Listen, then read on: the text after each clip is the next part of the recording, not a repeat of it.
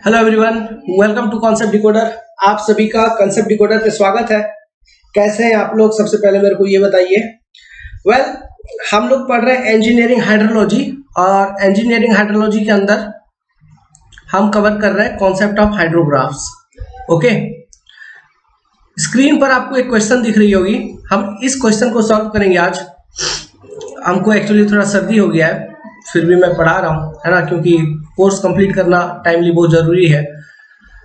सो इस क्वेश्चन को सॉल्व करेंगे, ठीक है। और ये एक इम्पॉर्टेंट क्वेश्चन है, इम्पॉर्टेंट कंसेप्ट है ये क्वेश्चन। देखिए, सिविल सर्विस कहने का मतलब IAS में आया हुआ था। ओके, सो इस तरह के मिलते जुलते क्वेश्चन आपके ESE में भी कन्वेंशनल में आते रहते हैं। प्लस ये क्वेश्चन का जो कॉन्सेप्ट है ये इतना इंपॉर्टेंट है ना, फ्रॉम हाइड्रोग्राफ और यूनिट हाइड्रोग्राफ का कॉन्सेप्ट, कि इससे गेट का ऑब्जेक्टिव वगैरह भी बनता है। और ESE में तो डेफिनेटली इस तरह के क्वेश्चन, कन्वेंशनल क्वेश्चन आते रहते हैं, ठीक है। तो क्वेश्चन पढ़ते हैं और क्वेश्चन को समझने का कोशिश करते हैं, फिर इसका सॉल्यूशन के बारे में सोचेंगे। The ordinate of a 4-hour unit hydrograph of a catchment area are given below। 4 hour duration का यूनिट हाइड्रोग्राफ का ऑर्डिनेट दिया हुआ है। टाइम 0, 4, 8, 12, टाइम दिया हुआ अप टू 44 आवर। मतलब इसका बेस पीरियड कितना है, time base TB equal to इस 4 आवर यूनिट हाइड्रोग्राफ का टोटल 44 आवर्स। अभी उस 4 आवर यूनिट हाइड्रोग्राफ का ordinates, okay, corresponding to different time आपको यहाँ पे गिवन है। आगे क्वेश्चन में कहता है डिराइव द फ्लड हाइड्रोग्राफ। क्या बनानी है हमको? Flood hydrograph in the catchment due to the storm given below. यहाँ पे एक तरह का स्ट्रोम गिवन है, कुछ इस स्ट्रोम के कारण आपको फ्लड हाइड्रोग्राफ बनानी है। ओके, अब ये स्ट्रोम क्या है, देखिए, time from start of स्ट्रोम। Time from start of स्ट्रोम कहने का मतलब 0 आवर पे एक्यूमुलेटेड रेनफॉल 0। एक्यूमुलेटेड रेनफॉल मतलब जब टाइम 0 था, कोई बरसात मतलब उस समय स्टार्ट ही हुई थी, तो कोई भी रेनफॉल एक्यूमुलेट नहीं हुई थी। जब 4 घंटा हो गया तो एक्यूमुलेटेड रेनफॉल कितना टोटल देखा गया, 5 सेंटीमीटर डेप्थ। तो इसका मतलब क्या हुआ, ये पहला 0 से लेके 4 घंटे के बीच में, 0 से लेके 4 घंटे तक में जो इफेक्टिव रेनफॉल या फिर एक्सेस रेनफॉल हुआ है वो हमको निकालना होगा, है ना। लेकिन जो एक्यूमुलेटेड रेनफॉल है वो क्वेश्चन में गिवन है, it is total 5 centimetre. Clear है? सिमिलरली आगे क्वेश्चन को पढ़ते हैं। 4 to 8 आवर में, है ना, अक्यूमुलेटेड रेनफॉल टोटल कितना हो गया, 5.8। मतलब नेक्स्ट 4 आवर में अगर जनरली मतलब इंक्रीमेंटल रेनफॉल या नेट अक्यूमुलेटेड रेनफॉल उस नेक्स्ट 4 आवर में, मतलब 4 घंटे से लेकर 8 घंटे तक में अगर हम निकालने का कोशिश करें तो क्या होगा, 5.8 - 5 मीन्स 0.8 ओनली, है ना। This is the net accumulated rainfall during this 4 hour interval. Similarly 8वें घंटे से लेकर 12वें घंटे तक में जो अक्यूमुलेटेड रेनफॉल है वो हो गया 5.8 से 8.8। तो 8.8 - 5.8 करेंगे तो इस नेट ड्यूरेशन में आपका नेट रेनफॉल कितना होगा ये पता चल जाएगा। क्लियर है? तो ये रेनफॉल डेटा गिवन है, मतलब 3 डेटा गिवन है। ओके, 0 to 4 आवर, फिर 4 से 8, मतलब और एक नेक्स्ट 4 आवर का, फिर और एक नेक्स्ट 4 आवर का। और इन नेक्स्ट 4 आवर्स में हर एक 4 आवर में कितना रेनफॉल हुआ, कितना डेप्थ ऑफ रेनफॉल हुआ टोटल, इसका वैल्यू आपको क्वेश्चन में गिवन है। ये है स्ट्रोम डेटा। क्लियर है? अब आगे क्वेश्चन में कहता है कि आपको क्या निकालना, बेसिकली फ्लड हाइड्रोग्राफ निकालनी है। तो उसके लिए ये स्ट्रोम डेटा दिया था, प्लस आगे क्वेश्चन में दिया हुआ है क्या, the phi index for the catchment area. इस कैचमेंट एरिया के लिए फाई इंडेक्स आप एज्यूम कर सकते हो 0.25 सेंटीमीटर पर आवर। अच्छा देखो, अगर क्वेश्चन में फाई इंडेक्स नहीं है और फाई इंडेक्स को कंसिडर करने के लिए बोला गया है तो हमेशा ध्यान रखना एक वैल्यू 0.10 सेंटीमीटर पर आवर। ठीक है, इतना हम एज्यूम करते हैं जनरली फाई इंडेक्स। ठीक है, अगर क्वेश्चन में कोई डेटा नहीं दिया और क्वेश्चन में कहता है कि आप फाई इंडेक्स को यूज करो लेकिन वैल्यू गिवन नहीं है, so this is the value what we will assume. Objective question भी बच जाता है इससे। ठीक है, ये डायरेक्ट ये डेटा पूछता भी है 0.10 सेंटीमीटर पर आवर, ये वैल्यू याद रखना आपको। तो यहाँ पे क्वेश्चन में गिवन है कि फाई इंडेक्स आप एज्यूम करिए 0.25 सेंटीमीटर पर आवर एंड एक constant base flow. Flood hydrograph बनानी है तो बेस फ्लो भी दिया हुआ है और बेस फ्लो का वैल्यू कांस्टेंट है ना। मतलब 0 टाइम से लेके 44 आवर ड्यूरेशन, जो भी है जितना भी टाइम होगा वो पूरे टाइम के दौरान बेस फ्लो आपका कांस्टेंट है, जिसका वैल्यू कितना है 20 मीटर क्यूब पर सेकेंड। ये सारा डेटा दिया है और इसको यूज करके हमको एक फ्लड हाइड्रोग्राफ बनानी है और 4 आवर यूनिट हाइड्रोग्राफ का डेटा दिया है। तो चलिए बनाते हैं। तो सबसे पहले हम इस स्ट्रोम का एनालिसिस कर लेते हैं, है ना, स्ट्रोम एनालिसिस। ओके, सबसे पहले हम कर लेते हैं स्ट्रोम एनालिसिस।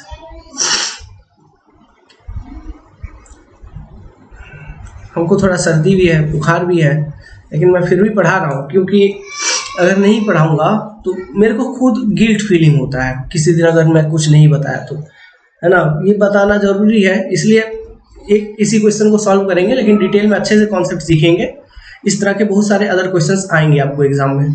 ओके, तो कहीं और इस तरह के कॉन्सेप्ट जो इस क्वेश्चन में डिस्कस करेंगे, इससे मिलते जुलते कॉन्सेप्ट बहुत सारे ऑब्जेक्टिव टाइप क्वेश्चन में आपका यूज होगा, है ना।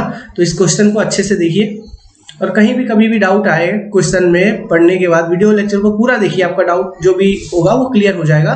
फिर भी अगर कोई डाउट रह जाता होगा तो आप हमको 7008420353 जो कॉन्टैक्ट नंबर है, इस कॉन्टैक्ट नंबर पे मैसेज करिए आपका जो भी डाउट है ना। इसी कॉन्टैक्ट नंबर से हमारा व्हाट्सएप ग्रुप भी जुड़ा हुआ है, जिसमें आप ज्वाइन कर सकते हो, जहाँ पे डाउट क्लियरिंग चलती रहती है।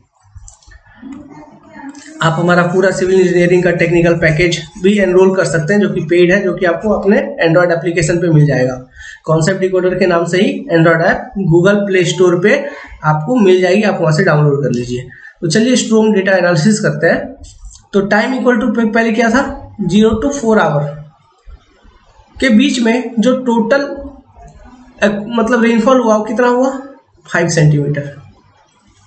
फिर नेक्स्ट 4 to 8 आवर के बीच में अगेन ड्यूरेशन ऑफ रेनफॉल कितना, मतलब ये 4 आवर हुआ ना नेट ड्यूरेशन, तो ये भी नेट ड्यूरेशन कितना 4 आवर है।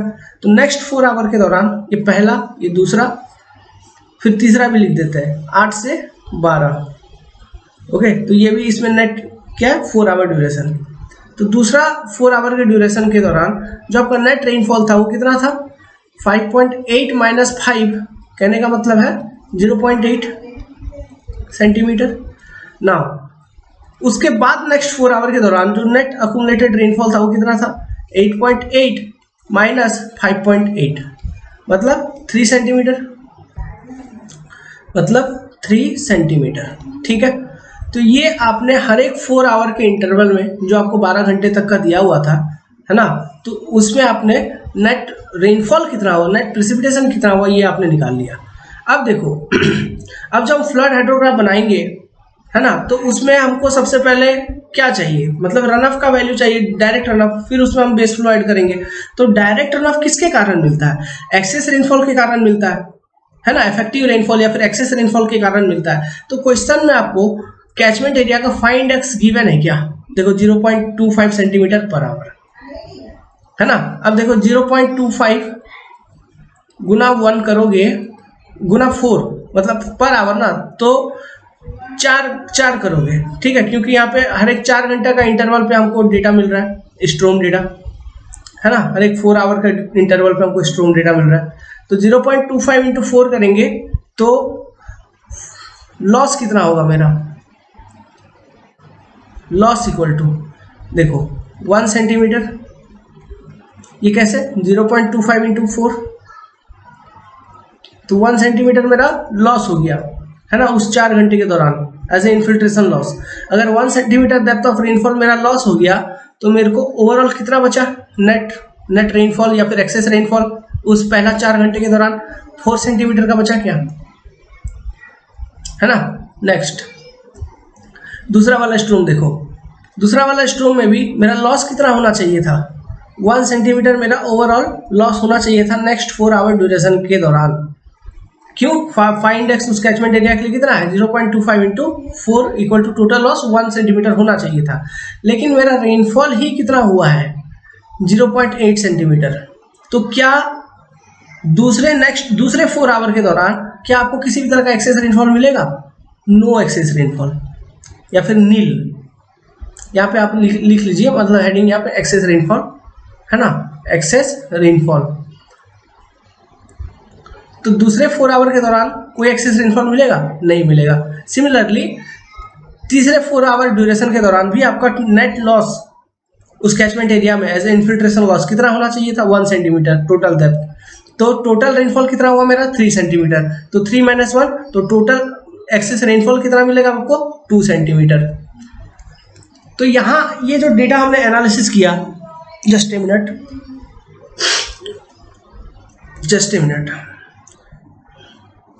यहाँ जो बेसिकली हमने डेटा एनालिसिस किया, ये किसके लिए किया? ये डेटा एनालिसिस किया हमने टोटल ध्यान रखना, टोटल 12 घंटा रेनफॉल का, 12 आवर रेनफॉल।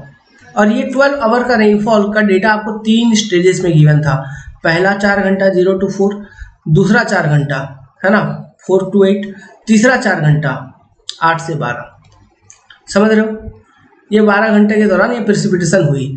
अब इसमें आपने एनालिसिस किया कि पहले 4 घंटे में जो आपका एक्सेस रेनफॉल मिल रहा है after satisfying the infiltration loss, वो मिल रहा है कितना? 4 सेंटीमीटर का। दूसरे 4 घंटे में किसी भी तरह का एक्सेस रेनफॉल नहीं मिल रहा है, नील है। तीसरे 4 घंटे में आपको एक्सेस रेनफॉल मिल रहा है 2 सेंटीमीटर का, है ना। ये अब ये सारे एक्सेस रेनफॉल के डेटा है। अब इनको यूज करके हमको एक फ्लड हाइड्रोग्राफ प्लॉट करना है। तो जो मैं फ्लड हाइड्रोग्राफ प्लॉट करूंगा वो उसका ड्यूरेशन क्या होगा? 12 आवर ड्यूरेशन का मेरे को फ्लड हाइड्रोग्राफ प्लॉट करनी है कि नहीं? देखो 12 घंटे ड्यूरेशन का। अब इसको करने के लिए मैं क्या करूंगा? यूनिट हाइड्रोग्राफ के कॉन्सेप्ट को यूज करूंगा। क्यों? मेरे को 4 आवर ड्यूरेशन का यूनिट हाइड्रोग्राफ पहले से गिवन है। तो हम क्या करेंगे? सबसे पहले पहला 4 आवर का डीआरएच निकालेंगे। मतलब डीआरएच क्यों? 4 सेंटीमीटर एक्सेस रेनफॉल है तो इसको यूज करके डीआरएच लिखेंगे। फिर दूसरे वाले 4 आवर में तो किसी भी तरह का एक्सेस रेनफॉल नहीं है ना, एक्सेस रेनफॉल नहीं है, लेकिन हम फिर भी उसका डेटा जो एंट्री करेंगे वो लैग बाई 4 आवर करा के 0 0 0 0 एंट्री कर देंगे। फिर तीसरे वाले 4 आवर का जो हम डीआरएच निकालेंगे by using 2 centimetre excess rainfall, इसको लैग की तरह से बाई 8 आवर लैग करवा देंगे, है ना। लैग करवा के फिर उसका डेटा लिख देंगे। फिर तीनों कॉलम को ऐड करेंगे, है ना, तीनों कॉलम का डेटा को ऐड करेंगे। फिर अब मेरा निकल जाएगा, क्या निकल जाएगा?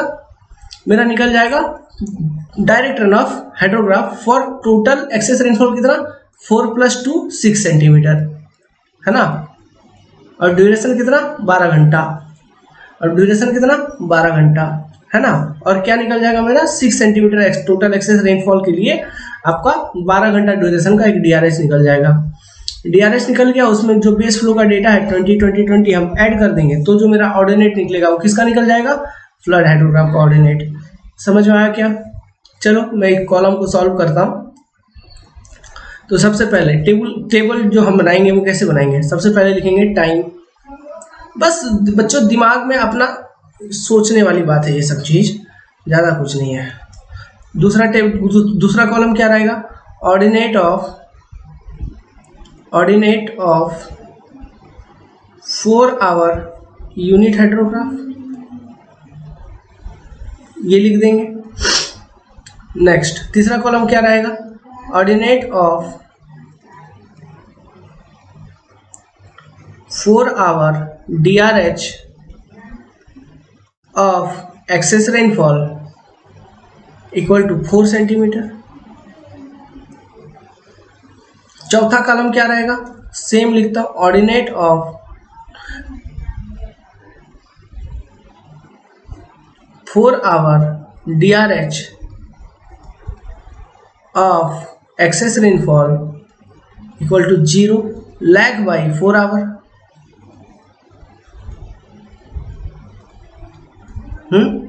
मतलब इस कॉलम में जितने भी डेटा होंगे वो सारे 0 0 होंगे, क्योंकि किसी को 0 के साथ आप मल्टीप्लाई करोगे तो वो चीज वो वैल्यू क्या हो जाएगी? वो वैल्यू भी हो जाएगी आपकी 0। नेक्स्ट क्या रहेगा? ऑर्डिनेट ऑफ, आप कॉपी पे अच्छे से लिखिए ना, ordinate of 4 hour DRH of effective rainfall equal to 2 centimetre lag by कितना? 8 आवर के नहीं, ये तीसरा 4 घंटे का है तो 8 आवर से लैग करवाना होगा, लैग बाई 8 आवर। तो मेरा ये निकल गया ना। नेक्स्ट क्या निकलेगा मेरा? नेक्स्ट कॉलम क्या होना चाहिए? ऑर्डिनेट ऑफ ऑर्डिनेट ऑफ, मैं लिख रहा हूँ आप लिखिए उसको नेक्स्ट कॉलम में, मतलब ऑर्डिनेट ऑफ डिक्टेट कर रहा हूँ, कॉपी में लिखिए। Ordinate of 12 hour DRH of excess rainfall 6 centimetre की नहीं है ना। इसके बाद भी कुछ कॉलम रहेंगे, इसके बाद भी एक कॉलम रहेगा यहाँ पे, इसके बाद 2 कॉलम रहेगा, और उसका डेटा क्या क्या होगा देखो। इसके बाद वाले जो कॉलम होंगे उसमें पहला क्या रहेगा, पहला रहेगा बेस फ्लो, इसके बाद बेस फ्लो है ना, बेस फ्लो रहेगा। फिर और एक कॉलम रहेगा लास्ट फाइनल वाला, ऑर्डिनेट ऑफ फ्लड हाइड्रोग्राफ।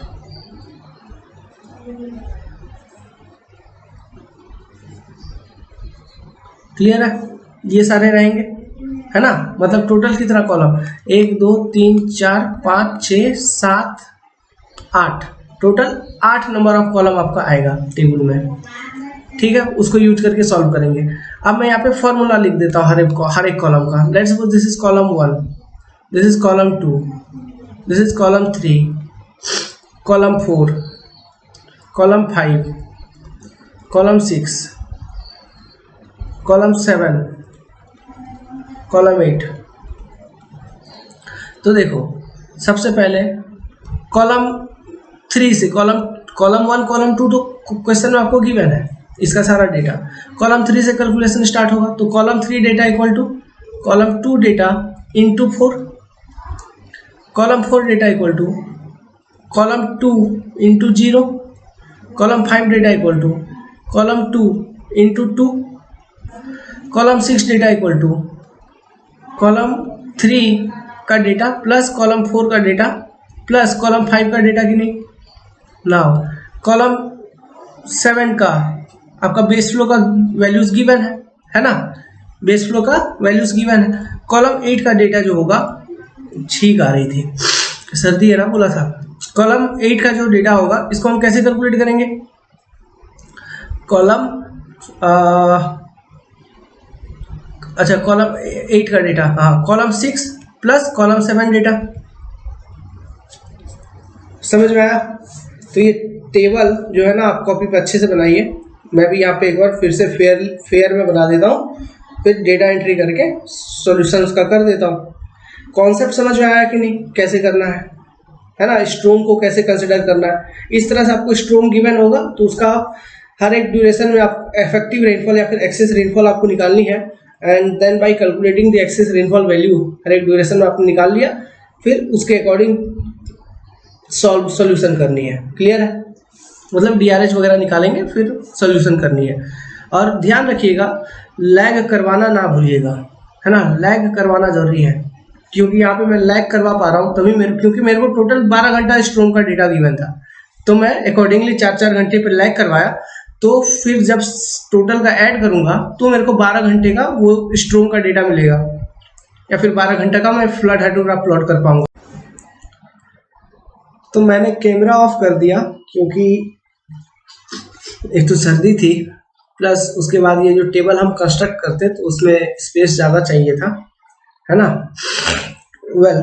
तो देखिए कॉन्सेप्ट हमने देख लिया, बस क्वेश्चन को सॉल्व करना है। तो मैंने यहाँ पे जो क्वेश्चन में डेटा था अपना टाइम का मैंने एंट्री कर दिया 0, 4, 8, 12 इस तरह से। अब हम जो 4 आवर यूनिट हाइड्रोग्राफ था जो क्वेश्चन में गिवन है उसको हम कॉलम 2 डेटा में एंट्री करते हैं। तो देखिए 4 आवर आपने अगर क्वेश्चन लिखा है तो 4 आवर यूनिट हाइड्रोग्राफ का डेटा देखिए, एट टाइम 0 = 0, फिर 4 = 20, 60, 150, फिर 16 आवर पे 120, 90, 70, 50, 30, 20, 10 एंड 44 आवर पे 0। तो this is your 4 hour unit hydrograph. और ये जो 4 आवर यूनिट हाइड्रोग्राफ क्वेश्चन में गिवन था, इसका पीक वैल्यू देखिए 150 मीटर क्यूब पर सेकेंड है, और ये पीक वैल्यू जो 150 मीटर क्यूब पर सेकेंड का वैल्यू आपको मिल रहा है पीक डिस्चार्ज का, ये 12th आवर मिल रहा है। Point to be noted. तो ये मेरा क्वेश्चन में गिवन था। अब हम अपना सॉल्यूशन सॉल्व करेंगे। तो सबसे पहले कॉलम 3 का कैलकुलेशन करेंगे। तो फॉर्मूला लिखा हुआ है तो हमको क्या कैलकुलेट करना है, मतलब DRH निकालनी है फॉर इफेक्टिव रेनफॉल 4 सेंटीमीटर, जो कि फर्स्ट 4 आवर के ड्यूरेशन में हुआ था, है ना। तो इसके लिए क्या करेंगे हम, सॉरी, मतलब column 3 equal to column 2 into 4 centimetre, तो 0 इंटू 4 0, 20 इंटू 4 इक्वल टू 4, मतलब 4 दूना 8 मतलब 80, 60 इंटू 4 6 चौक 24 मतलब 240, है ना। 150 इंटू 4 600, समझ रहे हैं। इस तरह से इस टेबल को कंप्लीट करेंगे। 600, फिर ये 480, फिर 360, मतलब 9 इंटू 4 36, 360, फिर 7 चौके 28 280, है ना। 5 चौके 20 200, 4 तिया 15 150, सॉरी 120, मतलब 4 तिया 12 120, 120, फिर अगेन 80, फिर 40, फिर ये 0, ठीक है। तो हमने कॉलम 3 डेटा सॉल्व कर लिया। अब हम लिखेंगे कॉलम 4 का डेटा। कॉलम 4 डेटा देखिए, मतलब कॉलम 4 मतलब नेक्स्ट 4 आवर ड्यूरेशन में, पहला 4 घंटा में एक्सेस रेनफॉल 4 सेंटीमीटर था, तो आपने यूनिट हाइड्रोग्राफ कोऑर्डिनेट से 4 सेंटीमीटर मल्टीप्लाई करके DRH ऑफ 4 सेंटीमीटर निकाल लिया। नाउ अभी हमको निकालनी है DRH फॉर 0 सेंटीमीटर, मतलब तो हम 0 से मल्टीप्लाई कर देंगे ना, और lag by 4 hour. Lag by 4 hour कहने का मतलब है कॉलम 4 का जो डेटा एंट्री होगा वो 4th आवर पे 0 होगा, 0 0, लेकिन सब में 0 रहेगा, है ना, क्योंकि 0 से किसी भी चीज को मल्टीप्लाई कर दो 0, तो 0 0 0 0 0 0 0 0, 44th आवर पे फिर और एक इसमें और एक नीचे भी जाएगा ना, सॉरी कॉलम 4th डेटा है ये 0, ठीक है। ये सब में जिसमें रिक्त स्थान है इसमें भी 0 0 भर दीजिए, ओके। तो आपने निकाल लिया कॉलम 4 डेटा। अब कैलकुलेट करेंगे कॉलम 5 डेटा। कॉलम 5 डेटा मतलब DRH for 2 centimetre rainfall excess और लैग बाय 8 आवर, मतलब 8 आवर पर 8वें घंटे पे इसका पहला डेटा शुरू होगा, तो 8वें घंटे पे इसका 0 शुरू होगा, समझ में आ रहा है। फिर 12वें घंटे पे क्या एंट्री करेंगे, 2 गुना 20, 2 गुना 20 मतलब 40, समझ में आ रहा है। फिर क्या 2 गुना 60 120, समझ में आ रहा है। लैग बाय 8 आवर करवा के 2 से मल्टीप्लाई करके 300 240, फिर 180 140, फिर 100 60, फिर 40, फिर 2 इंटू 10 20, फिर 0, मतलब टोटल 52 आवर का इसका बेस पीरियड होगा, 56 आवर ये नहीं होगा, है ना। मतलब ये जो हाइड्रोग्राफ बनेगा हमारा फ्लड हाइड्रोग्राफ, उसका बेस टाइम क्या होगा, टोटल 52 घंटे का होगा, क्लियर है। अब हम नेक्स्ट कॉलम आपका कैलकुलेट करेंगे।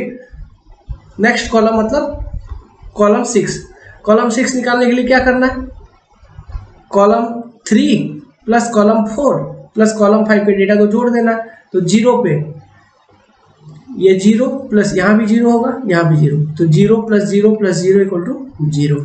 फिर 80 प्लस 0 इक्वल टू 80, फिर 240 प्लस 0 प्लस 0 240, 600 प्लस 0 प्लस 40 640, समझ रहे हैं कि नहीं, 640। फिर उसी तरह से ये 480 प्लस 0 प्लस 120, तो कितना, ये 500 600,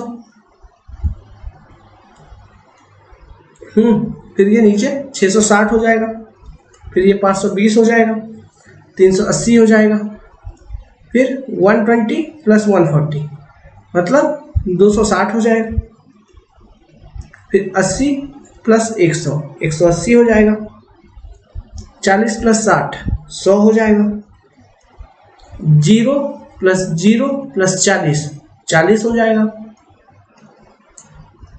सिमिलरली 0 ओके 0 प्लस 0 प्लस 20 20 हो जाएगा, 0 प्लस 0 प्लस 0 0 हो जाएगा।